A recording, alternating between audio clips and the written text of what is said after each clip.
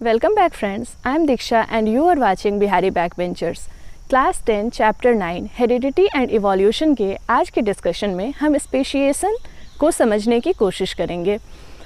अभी से पहले, आज से पहले इवोल्यूशन के कॉन्टेक्स्ट में या जिन भी चेंजेस की हमने बात की थी, that all come under micro evolution. I suggest you कि आप इस लेक्चर को सुनने से पहले जो हमारे प्रीवियस लेक्चर्स अवेलेबल हैं, उनका लिंक मैंने नीचे ऐड कर दिया है, तो उन lectures just go through them once, because जो सारा ही कॉन्सेप्ट है वह connect. What do we mean by species? We already know that group of individual who can reproduce amongst themselves and can produce fertile offsprings.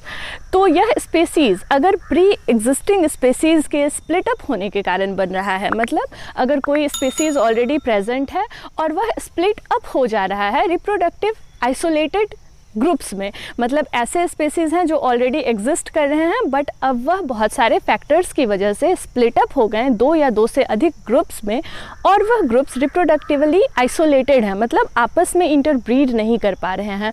तो इस तरह के इस प्रोसेस को स्पेशिएशन कहा जाता है, जहाँ पे नया स्पीसीज़ क्रिएट हो रहा है।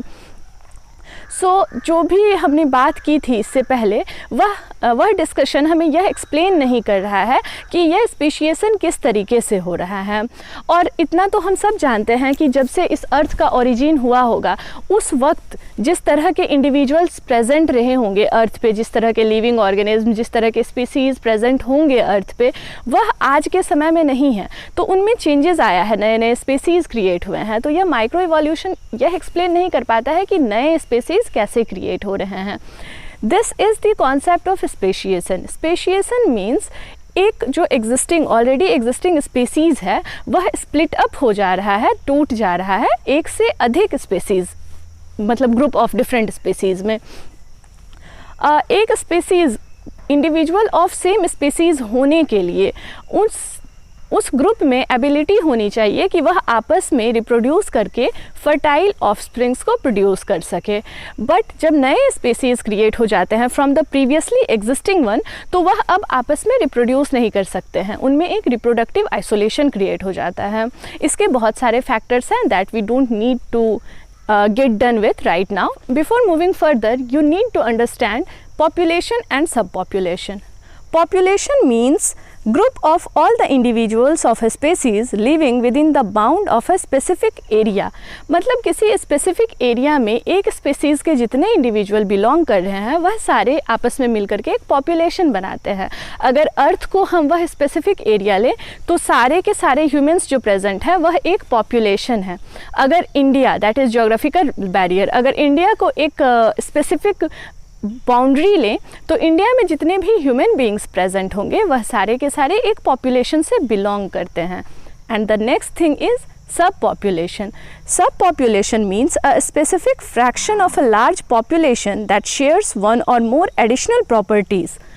मान लीजिए कि पूरे इंडिया के जो ह्यूमन बीइंग्स हैं वह सारे के सारे एक पॉपुलेशन को कॉन्स्टिट्यूट कर रहे हैं, तो अब जितनी भी इंडियन फीमेल्स होंगी उनमें कुछ शेयर्ड कैरेक्टर्स होंगे। इस बेसिस पर इंडियन फीमेल्स जो हैं वह इंडियन ह्यूमन बीइंग्स के पॉपुलेशन की एक सब पॉपुलेशन है। Why we are discussing these things here? Because we need to incorporate this concept into what we are going to learn. Let's अब एक्सटेंड करते हैं हम उस इलस्ट्रेशन को जिसके हेल्प से हमने natural selection and genetic drift को समझा था। उस एक्सप्लेनेशन में बुश था, बुश के ऊपर बीटल्स फीड कर रहे थे। Here we need to extend the extent to which the bush is spread over. मान लीजिए कि एक माउंटेन रेंज है, माउंटेन रेंज जो कि बहुत बड़ा है, और इस माउंटेन के ऊपर बुशेस प्रेजेंट हैं through out the mountain range, और उस बुश पे बीटल्स फीड ऑन कर रहे हैं। तो अब उस बुश पे बीटल्स का पॉपुलेशन प्रेजेंट है, और उस पॉपुलेशन में जितने भी बीटल्स होंगे वह अपने नेबरहुड में ही अपने फूड रिक्वायर्स को फुलफ़िल कर ले रहे होंगे, या फिर जो पॉपुलेशन है वह अपने नेबरहुड के ही बुशेस में जो बीटल्स प्रेजेंट होंगे उनके साथ ही मेटिंग करके नए बीटल्स को प्रोड्यूस कर रहे होंगे।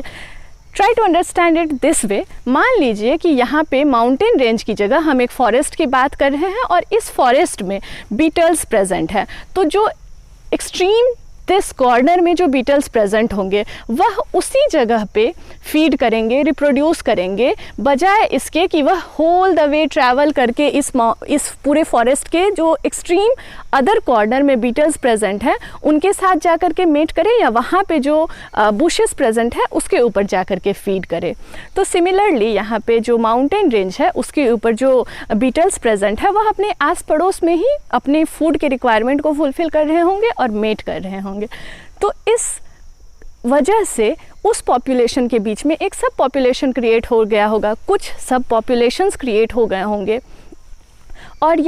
और कभी कभी ऐसा भी हो सकता है कि कुछ बीटल्स जो है वह ऑल द वे ट्रैवल करके एक रेंज से या एक माउंटेन पीक से दूसरे जगह पे जाए, मतलब डिस्टेंट लोकेशंस पर जाए। या ऐसा भी हो सकता है कि जब क्रो फीड करने के लिए उस बीटल को पिकअप कर रहे होंगे तो मिस्टेक से वह किसी दूसरे सब पॉपुलेशन में किसी दूसरे सब पॉपुलेशन के बीटल को ड्रॉप कर दे। तो ऐसा हो सकता है, और ऐसा होगा तो फिर क्या होगा, जीन फ्लो होगा, मतलब एक सब पॉपुलेशन का जीन जो है वह फ्लो करके दूसरे सब पॉपुलेशन में इनकॉर्पोरेट होगा। अब मान लीजिए कि उस जो माउंटेन रेंज है उसके बीच से कोई रिवर फ्लो करने लग जाए, तो यहाँ पे चांस जो है एक बीटल का एक सब पॉपुलेशन से उठ करके दूसरे जगह जाने का वह और घट जाएगा, जीन फ्लो का जो चांस है वह और घट जाएगा, और यह जो सब पॉपुलेशंस है वह आपस में कुछ ज़्यादा ही आइसोलेट हो जाएंगे। इस आइसोलेशन के कारण अब इस आइसोलेशन का ये इम्पैक्ट पड़ेगा कि अलग अलग चीज़ों का, जैसे जेनेटिक ड्रिफ्ट हो या नेचुरल सिलेक्शन हो, यह सारी चीज़ें डिफरेंट सब पॉपुलेशंस को डिफरेंटली अफेक्ट करेगी या उन पे डिफरेंट इम्पैक्ट होगा उनका। जैसे कि ऐसा हो सकता है कि किसी एक सब पॉपुलेशन में, मतलब माउंटेन के एक एक्सट्रीम कॉर्नर में हो सकता है कि क्रॉस का पॉपुलेशन बहुत घट गया हो क्योंकि उधर ईगल्स का पॉपुलेशन बढ़ गया। तो अब क्योंकि क्रॉस का पॉपुलेशन घट गया है तो बीटल्स को जो पिक किया जा रहा था वहाँ से उसका भी चांसेस कम हो जाएगा। और लेकिन दूसरे सब पॉपुलेशन में मे बी ऐसा ना हुआ हो, तो वहाँ पे as it is crows present होंगे और वह क्रोज जो है वह पिक करेंगे मतलब उसी लेवल से पिक करेंगे बीटल्स को जैसे वो पहले कर रहे थे। तो यहाँ पर दो सीन और दो सिचुएशंस है, मतलब एक सब पॉपुलेशन के ऊपर नेचुरल सिलेक्शन डिफरेंटली एक्ट कर रहा है और दूसरे के ऊपर डिफरेंटली एक्ट कर रहा है। यानी कि नेचुरल सिलेक्शन और जेनेटिक ड्रिफ्ट, इनका अलग अलग इम्पैक्ट होगा अलग अलग सब पॉपुलेशन पे, और यह इम्पैक्ट एक्यूमुलेट होते जाएगा, वेरिएशंस क्रिएट होंगे फ्रॉम टाइम टू टाइम, और यह वेरिएशंस एक पॉइंट ऑफ टाइम पे इतने ज़्यादा क्रिएट हो जाएंगे या इतने ज़्यादा एक सब पॉपुलेशन से दूसरे सब पॉपुलेशन के बीच में वेरिएशंस क्रिएट हो गए होंगे कि अब वह आपस में मेट नहीं कर सकते हैं, और आपस में मेट नहीं कर सकते हैं दैट मीन्स नया स्पीसीज़ बन गया। इसके पीछे कुछ और भी कारण हो सकते हैं, जैसे कि फॉर एग्ज़ाम्पल हम जानते हैं कि सारे ही स्पीसीज़ में नंबर ऑफ़ क्रोमोसोम्स फिक्स होते हैं। अब ऐसा हो सकता है कि कुछ चेंजेस के कारण नंबर ऑफ़ क्रोमोसोम्स में चेंजेस आ गया हो, अब यह आपस में मेट नहीं कर पाएंगे, और इस तरीके से अब यह जो पॉपुलेशन थे या सब पॉपुलेशंस थे वह रिप्रोडक्टिवली आइसोलेट हो चुके हैं, and thus it leads to formation of new species.